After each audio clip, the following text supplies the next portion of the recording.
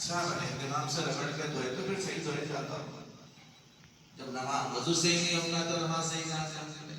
تو اس لیے اچھا اطمینان سے وضو کرنے کی کوشش کریں. نماز پڑھتے صبح رکوع سجدہ صحیح کرنا ہے. سجدے میں رکوع میں مطلب خاص پیارے نبی صلی اللہ علیہ وسلم کی روایتوں کا مفہوم ہے. صحابہ اور پیارے نبی کیسا رکوع کرتے تھے؟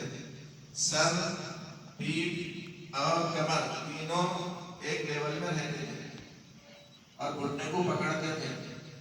تو خالی ایسے گھٹنے کو ٹچ کرنا نہیں ہے، پکڑنا ہے اچھا. اور سر اور پیٹھ اور کمر مساوی رکھنا. یہاں تک کہ بھی مقبول ہے کہ اگر آپ پانی کا کوئی چیز رکھتے ہیں، پانی کا کٹورا وغیرہ، تو وہ ہلنے نہ پائے، لڑکنے نہ پائے. کوشش کرنا. تو بعض لوگ ایسا ہر رکوع کر رہے ہیں، تھوڑا جھکنے سمجھو، پورا رکوع نہیں کر رہے. کیا بعض بچے جو کراٹے سیکھتے ہیں وہ لوگ جو ہے گھٹنے کو پکڑنے کے بجائے نیچے پکڑ رہے ہیں.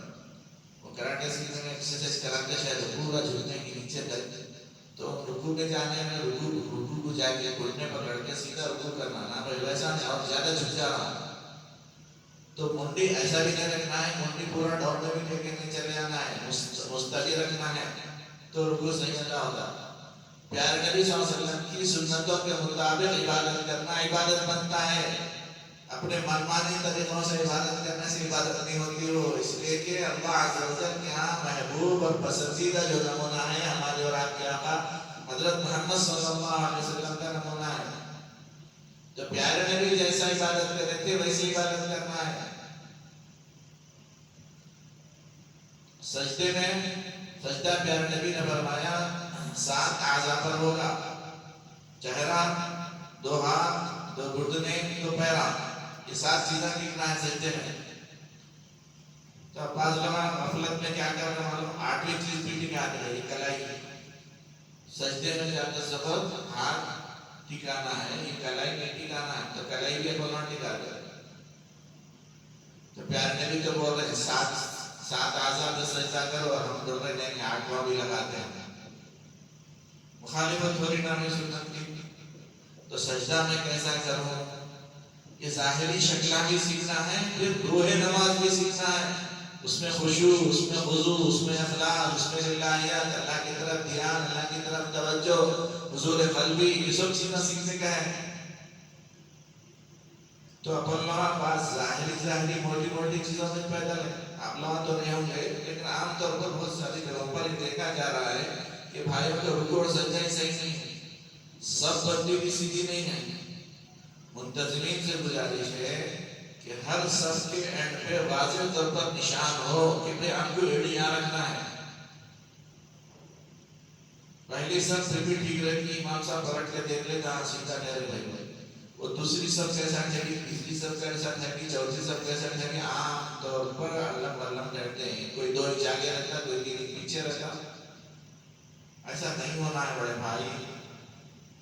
صحیح حدیث شریفہ کا مفہوم ہے، پیارے نبی صلی اللہ علیہ وسلم نے فرمایا لَتُسَوُّنَّ صُفُوفَكُمْ أَوْ لَيُخَالِفَنَّ اللَّهُ بَيْنَكُمْ أو كما قال علیہ الصلوٰة والسلام، کہ تم لوگ اپنی صفوں کو ضرور بالضرور درست کرو. ضرور بالضرور یعنی فرشور یقینی طور پر اپنی صفوں کو درست کرو، ورنہ اللہ عز و جل تمہارے درمیان دلوں میں اختلاف ڈال دے گا. حالانکہ معمولی عمل دکھ رہا، ارے وہ 2 انچ آگے بھی ٹھہرا، 2 انچ پیچھے ٹھہرا، کیا ہوگا بھائی. لیکن پیارے نبی اتنی بڑی بات بول رہے ہیں کہ تم ضرور بالضرور صفیں درست کرو، ورنہ ضرور بالضرور اللہ عز و جل تمہارے دلوں میں اختلاف ڈال دے گا. تو بھائی اس سلسلے میں بہت ساری جگہوں پر یہ غلطی دیکھی جا رہی ہے کہ ابتدائی ایک صف سے ذرا ٹھیک سے ٹھہرتی ہے، لیکن دوسری تیسری صفیں جو ہے نا سیدھا نہیں ٹھہرتے ہیں، آگے پیچھے ہو جاتے ہیں. تو صفیں درست، ہر بھائی کو اپنی ذمہ داری سے سب درست کرنا چاہیے. لیکن میری گزارش مستظمین سے یہ ہے کہ بھئی سب سیدھا ہونے کے لیے بھی جانیوازیں پرفیکٹ بچھائی جائیں، چاٹیاں بھی بچھائی جائیں، پرفیکٹ بچھائی جائیں کہ جس کی بنیاد پر وہ لوگ صحیح جگہ پر قدم رکھ کے آٹومیٹک سب سیدھی ہو جائے. اور اس کے لیے آسان طریقہ یہ ہے کہ ایک ایسا بارڈر، ایک ایسی لائن ہو جس پر ہر ایک کی ایڑی رکھی جائے، کوٹھا نہیں ایڑی رکھیں، سب ایڑی اسی پوائنٹ پہ رکھے سمجھاؤ. تو یہ تو لائن درست ہوئی. دوسرا پہلو یہ کہ کیا ٹھہرنا, قریب قریب ٹھہرنا ہے, قریب قریب ٹھہرنا ہے. سد الخلل, بیچ کے گیپ کو ختم کرو. امیر غریب کا فرق ختم کرنا ہے. عالم جاہل کا بھی فرق ختم کرنا ہے. اللہ حاکم علام الغیوب کے دربار میں سب کھڑے ہوئے, سب برابر ہیں. امیر بھی, غریب بھی, عالم بھی, جاہل بھی. ارے نہیں, وہ مولانا وہ دو ہی آگے رہتے ہو, دو ہی پیچھے رہتے ہو. وہ شیخ ہے, وہ دو ہی آگے رہتے ہو, پوری دو ہی پیچھے رہنا. ایسا نہیں ہے, سب میں سب برابر رہنا ہے. استاد بھی, شاگرد بھی, شیخ بھی, مرید بھی, ایک ہی پیچھے نہ رہنا. ارے نہیں, مول صاحب کے برابر کیسا ٹھہروں میں؟ یہ اللہ کے رسول کا فرمان ہے کہ برابر ٹھہرنا ہے. استاد بھی, شاگرد بھی, شیخ بھی, مرید بھی, امیر بھی, غریب بھی, بادشاہ بھی, فقیر بھی. بہت بڑا حکم ہے. جہاں جہاں غفلت ہو رہی ہے اس سلسلے میں, پولیس ادبت گزارش ہے بھائی, اپن جب نماز پڑھ ہی رہے نا بھائی, تو ذرا ڈھنگ سے پڑھ لے تو ہو سکتا ہے کام کی بن جائیں گے. سمپل سی بات ہے. جب میں ٹائم لگا رہا ہوں, انرجی لگا رہا ہوں, وقت لگا رہا ہوں, آ رہا ہوں, پڑھ ہی رہا ہوں, تو ذرا ڈھنگ سے پڑھ لو تو شاید قبول ہو جائے. خدا نخواستہ ایسا نہ ہو کہ بھائی میں ٹائم بھی لگایا, انرجی بھی لگایا, آیا بھی, پڑھا بھی, لیکن جو ہے کہ رزلٹ میں زیرو مل رہا, اس کا ثواب نہیں مل رہا, مجھے مار دی جا رہی. تو ایسا نہیں ہونا نا بھائی. تو ایسا کب نہیں ہوگا؟ ایسا اس وقت نہیں ہوگا جب کہ ہم سنتوں کی رعایت کریں گے, جب ہم سیکھ کر جان جان کر عمل کریں گے. تو بات موٹی موٹی باتیں ہیں دوستوں, برا مت مانیے. اس میں ہم لوگ غفلت برت رہے ہیں اور اس میں غلطی رکھتے ہیں اپنے اندر, تو غلطیوں کو درست کر لینا. اللہ نے فضل فرمایا کہ توبہ کے دروازے کھلے ہوئے ہیں, اصلاح کی شکلیں کھلی ہوئی ہیں, علماء موجود ہیں, مفتیاں موجود ہیں, کتابیں موجود ہیں جس سے ہم اصلاح کر لے سکتے ہیں, دین سیکھ سکتے ہیں, سکھانے والے موجود ہیں. ہم کوئی ایکسکیوز نہیں کر سکتے عالم حاشر میں کہ بھئی کوئی بھی سکھانے والا نہیں تھا, کوئی بھی بتانے والا نہیں تھا. اللہ کے فضل و کرم سے اللہ نے بہت ساری شکلیں اور علم پیدا کیا ہے. ذرائع علم بہت ہو گئے ہیں ماشاءاللہ سے. تو سیکھ کر جان کر صحیح عمل کرنے کی کوشش کرنا. تو دوستو عزیزو, وضو میں جو کوتاہیاں غفلتیں ہو رہی ہیں, اس میں جو اعضاء ڈھنگ سے نہیں دھوتے ہیں اس کو دھونے کا اہتمام کرنا ہے, اور بطور خاص پانی کا اسراف نہیں کرنا ہے. پیارے نبی سے تو بالکل تھوڑے سے پانی میں وضو کرنا بھی منقول ہے. پیارے نبی سے اپن جتنا پانی بہاتے نا, اتنے پانی میں تو صحابہ نہا لیا کرتے تھے. سمجھا, وضو میں اپن جتنا پانی نہ, بلکہ اس سے بھی کم میں نہا لیتے تھے. اپن وضو میں جتنا پانی بہا, حدیث کی شروحات میں بڑی بڑی کتابیں جو تفصیلات لکھی ہوئی ہیں اس کے حساب سے اپن بہت اسراف کر رہے ہیں بھائی. مثال کے طور پر اپن نل کھول کے کلی کر رہے, سمجھاؤ, ایک کلی کے درمیان پانی بہ رہا, دوسری کلی کے درمیان اپنا ہاتھ ادھر ہے ادھر پانی بہ رہا. بھائی میں ایک ہاتھ سے ہاتھ میں لے کے بند کرتے ہیں, کلی کریں, پھر لے, پھر کلی کریں, پھر لے, ایسا کریں. کھلا رکھ دیتے جو ہے کہ اپن کلیاں کر لیتے بیٹھے ہوئے, نیکسر کر لیتے بیٹھے ہوئے, پھر کھلا پانی چل رہا ہے, وہ موٹی دھار کے ساتھ, موٹی دھار کے ساتھ پانی بہ رہا. ایسا لے کے ہاتھ دھو رہے, منہ دھو رہے, منہ دھونے تک پانی بہ رہا, تو بہ رہا. وہ پانی کہاں جا رہا ہے؟ اور ارے بہت سا پانی بہت ہے ماشاءاللہ سے, بورنگ میں پانی بہت ہے, نالا ہوتا ہے ماشاءاللہ سے, پانی کی کمی نہیں ہے. سمندر کے کنارے بھی وضو کر رہے ہیں, نہر بہتی نہر کے کنارے بھی وضو کر رہے ہیں, تو میں کتنا استعمال کر رہا ہوں وہ پوچھا جائے گا. اللہ نے کتنا پانی بنا ہے وہ اس کی بحث نہیں, اس سے بحث نہیں ہے. آپ استعمال کیسا کر رہے ہیں, کتنا کر رہے ہیں, اس سے بحث ہے. تو ہم پانی میں دنیا وضو کرتے وقت پانی میں دنیا کا اسراف نہیں کرنا ہے. ویسا پیار سے محبت سے سمجھانا ہے. وہ بھائی کو جو موٹی دھار والا نل کھول دیتے ہیں اور اتنا ہم سے وضو کرتے رہتے ہیں, کتنا کی پانی ضائع ہوگا. لوٹے بھرتے جائیں تو کئی لوٹے بھر جائیں. پانی صرف بہ رہا ہے. بچے بھی کرتے ویسے کرتے پیار سے محبت سے اسے سمجھاتے کہ پانی بہانے کا نہیں. تو ایسی نمازوں میں جو غفلتیں ہو رہی ہیں سبب کی درست کرنے کے سلسلے میں اور رکوع اور سجدے کی درستگی کے سلسلے میں جو گزارش کی گئی ہے دوستو، اس جیسی چیزیں اور بھی ہو سکتی ہیں لیکن زیادہ تر جو مسلمان میں پائی جا رہی ہیں اس کی طرف علماء اشارہ کرنے کو بولا ہے. مشوروں میں میٹنگوں میں علماء کی باتیں آ رہی ہیں کہ بھئی عوام کو سمجھایا جائے موضوعات پر. تو اسی حوالے سے ہم نقل کر رہے ہیں بات کو کہ بڑے علماء تلقین کر رہے ہیں کہ بھئی اصلاح اعمال اصلاح احوال کی کوششیں فکریں فرمائیے، عقیدوں کی درستگی کی فکریں فرمائیے، اعمال کی درستگی کی فکریں فرمائیے. تو اس حوالے سے کچھ باتیں ہم سنائی جا رہی ہیں. ایسے دوست اور عزیزوں، اجتماعی زندگی میں ہمیں تقویٰ اور پرہیزگاری والی زندگی گزارنا ہے. ہر حرام سے بچنے کی پوری کوشش کرنا ہے. کسی پر ظلم نہ ہو اس بات کی کوشش کرنا ہے. بیوی پر ظلم نہ ہو، اماں پر بھی ظلم نہ ہو. اماں کو خوش کرنے کے چکر میں بیوی پر ظلم کر رہے ہیں، بیوی کو خوش کرنے کے چکر میں اماں پر ظلم کر رہے ہیں.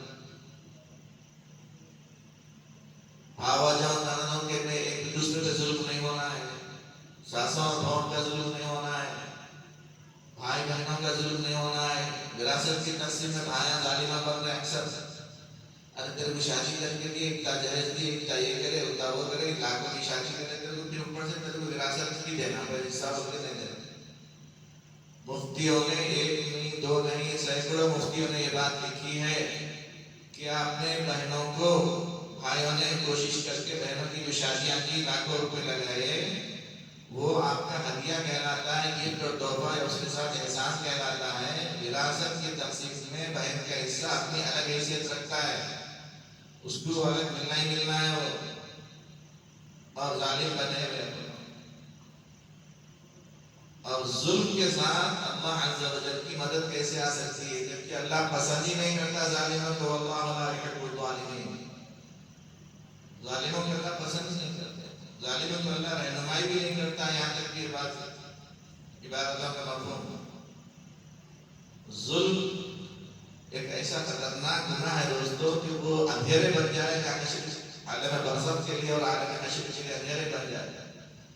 الظلم ظلمات یوم القیامہ، نبی محمد صلی اللہ علیہ وسلم نے فرمایا ظلم اندھیریاں بن جائے گا حشر کے قیامت کے.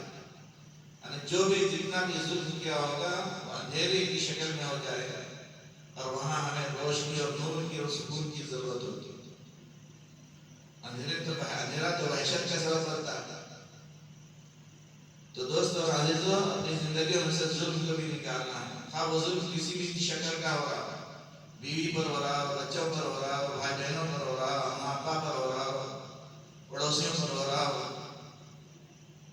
تو اس طریقے سے ظلم سے بچتے ہوئے، حرام سے بچتے ہوئے اگر ہم زندگی گزاریں گے تو یہ تقویٰ اور پرہیزگاری والی زندگی شمار ہوگی. اور ایسے اعمال جو تقوی اور پرہیزگاری والے اعمال پر مشتمل ہوں گے، تقوی پر مشتمل ہوں گے، یہی ہمارا وسیلہ بن جاتے ہیں، مصیبتوں پریشانیوں میں آڑ بن جاتے ہیں اور مصیبتیں ہٹنے کا سبب اور ذریعہ بن جاتے ہیں. امی ابا کی خدمت وسیلہ اور سبب بن جاتا ہے پریشانیوں اور مصیبتوں کا. صاحب حق کو حق دینا، یہ ظلم نہیں کرنا، صاحب حق کو حق دے دینا، یہ وسیلہ بن جاتا ہے مصیبتوں کے ہٹنے کا، سبب اور ذریعہ بن جاتا ہے.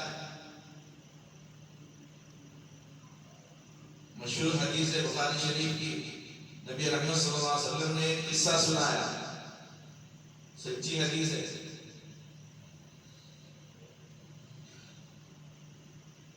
کہ جنگلوں میں کام کرنے والے 3 ساتھی، بہت سارے ساتھیوں کو زبانی یاد ہے قصہ ہے لیکن میں پھر بھی سنا رہا ہوں، بچوں کو یاد ہو گئی جیسا. کہ جنگلوں میں کام کرنے والے 2-3 ساتھی، 3 ساتھی تھے، کام پہ گئے اور یہاں لکڑیاں کاٹنے وغیرہ میں جو بھی کام تھا. تو بارش شروع ہو گئی، تو بارش سے بچنے کے راستے غار میں پناہ لیے.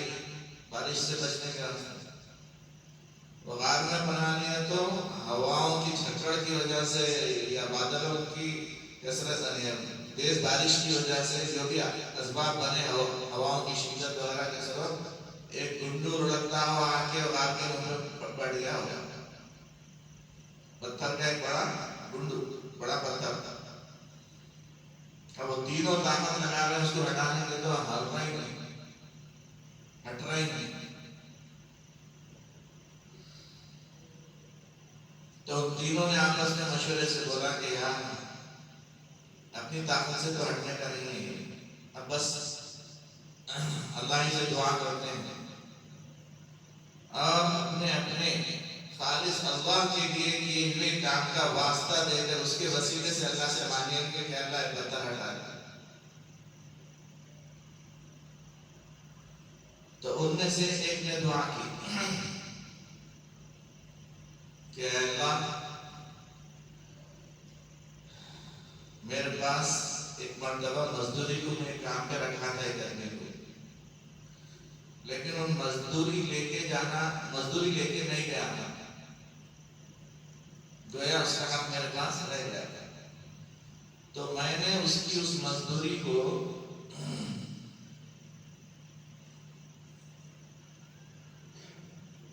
ترقی کرنے کے واسطے، اس مزدوری میں بڑھوتری ہونے کے واسطے اس سے میں نے جانور خریدا. مفہوم ہے واقعے کا،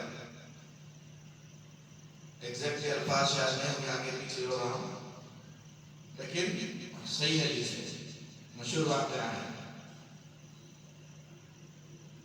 تو ان جانوروں میں بڑھوتری ہوتی نہیں، ایک جانور سے 2 ہو گئے، 2 سے 3 ہو گئے، 3 سے 4 ہو گئے، بہت جانور ہو گئے، لیکن وہ اس کا بیس تھا، بنیاد تھی وہ پیسہ جو مزدوری کا تھا، وہ پیسہ جو مزدور کی مزدوری کا تھا، اس سے انہوں نے جانور لے لیے تھے. اس میں برکت ہو گئی. مثلا ایک بکری کے لیے تو بچے دیتے گئے، پھر بچوں کے بچے ہوتے گئے، ایسا ہوتا ہے اور تیزی سے بڑھتے ہیں ماشاءاللہ. تو پھر ایک زمانے کے بعد وہ مزدور آیا اور بولا کہ بھائی میں آپ کے پاس ایک دفعہ مزدوری کرا تھا، لیکن میں پیسے نہیں لے کے گیا تھا، اپنی مزدوری نہیں لے کے گیا تھا، اللہ کے واسطے میرے کو مزدوری دے دو. تو اس نے کہا کہ یہ جانور دیکھ رہا تو ہاں دیکھ رہا تھا، تو یہ لے کے جا. ارے تو مذاق تو نہیں کرنے میں نہیں بھائی، تیری مزدوری کو میں نے، تیری مزدوری سے میں نے جانور خریدا تھا، پھر اسی کی نسلیں ہیں، اسی کی، تو اس میں سے لے کے چلے گا. تو خوشی خوشی لے کے چلا گیا. تو دیکھیے ایک مزدور کی مزدوری کو ان آدمی روک کے رکھا ایسا، اور اس کے بڑھوتری کا سامان کرا. تو اس نے دعا کی کہ اللہ میں نے تیری رضا کے لیے وہ کام کرا تھا، اگر آپ اس سے خوش ہیں تو اللہ اس پتھر کو ہٹا دیں. تو تھوڑا سا پتھر ہٹ گیا، لیکن نکلنے کے اتنا نہیں ہٹا سمجھا.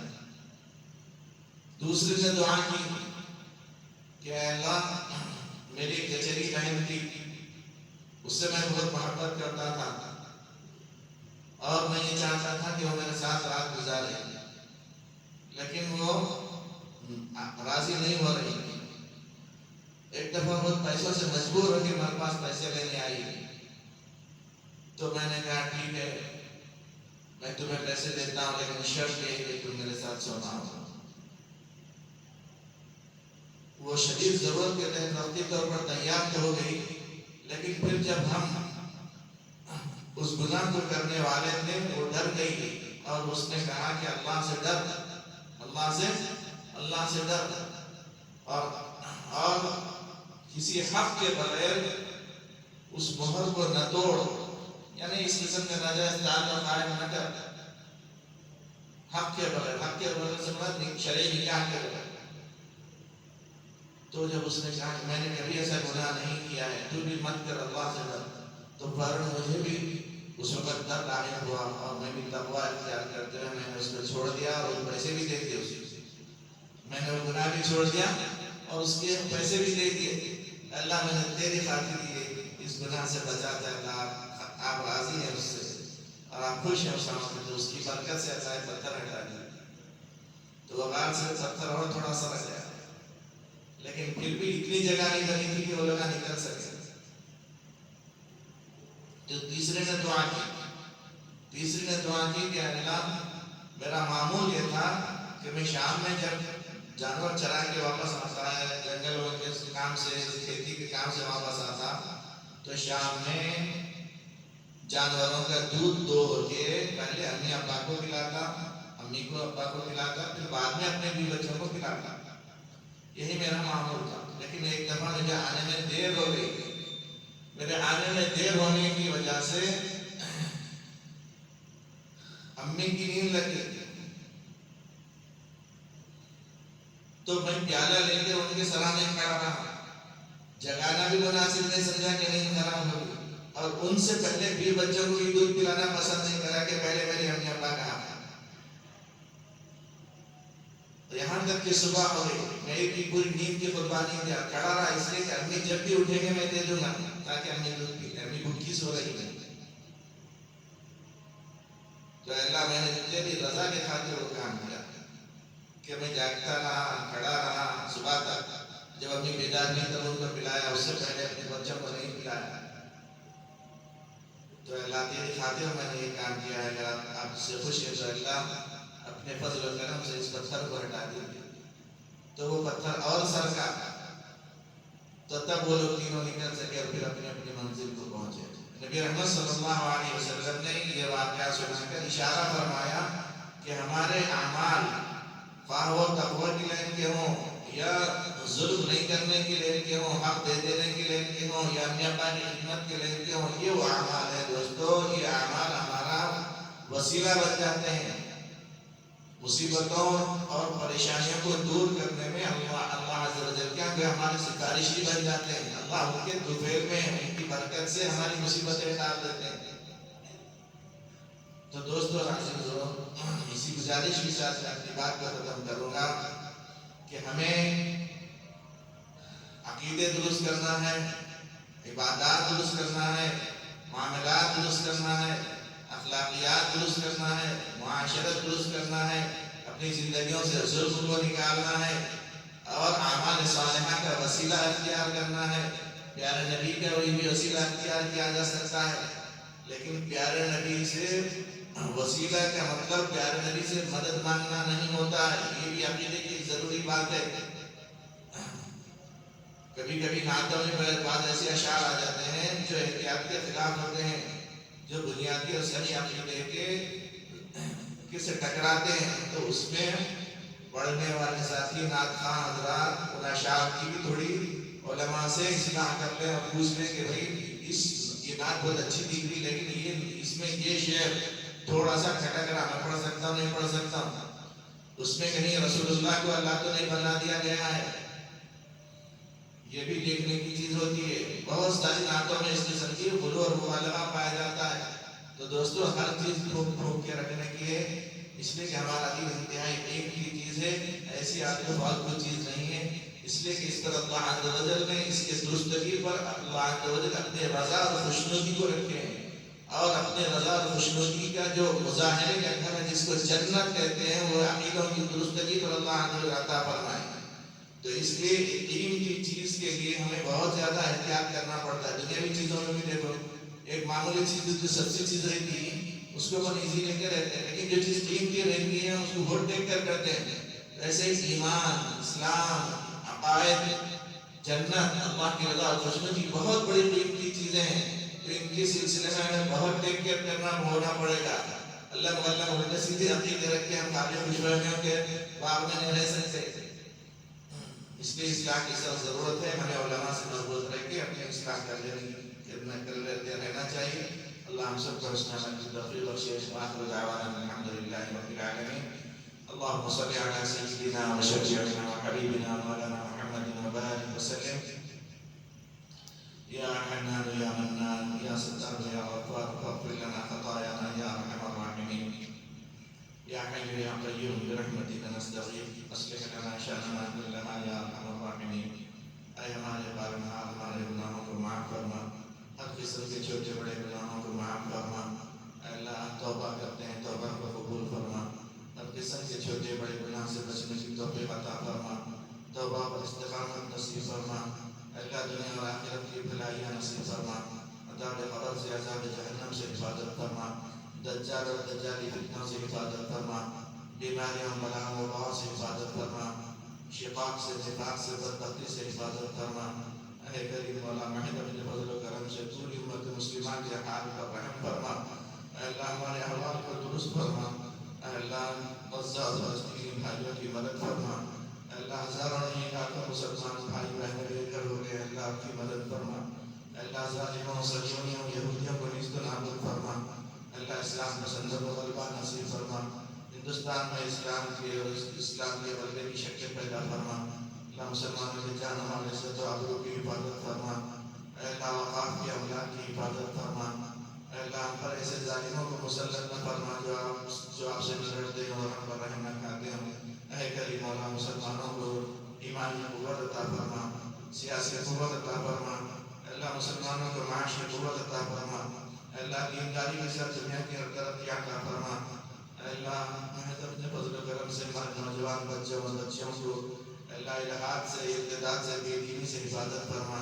فحش پرستی سے حفاظت فرما، اے کریم مولا ہم سب کو اسلامی زندگی نصیب فرما، ایمان پر خاتمہ نصیب فرما، بے روزگار بھائیوں کے لیے حلال روزی روٹی کے دروازے کھول دیجیے، اے اللہ ہمارے بیماروں کو شفا عطا فرمائیے، ہمارے مرحومین کی بخشش فرمائیے، اے اللہ ہمارے نوجوانوں کی اصلاح فرما دیجیے، اے اللہ محض اپنے فضل و کرم سے نبی رحمت صلی اللہ علیہ وسلم کی زیارت نصیب فرمائیے، نبی صلی اللہ علیہ وسلم کی شفاعت کا مستحق بنا دیجیے، نبی صلی اللہ علیہ وسلم کی برکت سے ہماری دعاؤں کو قبول فرما دیجیے، وصلی اللہ تعالی علی خیر خلقہ محمد وعلی آلہ واصحابہ وازواجہ وذریاتہ وآل بیتہ اجمعین، الحمد للہ رب العالمین۔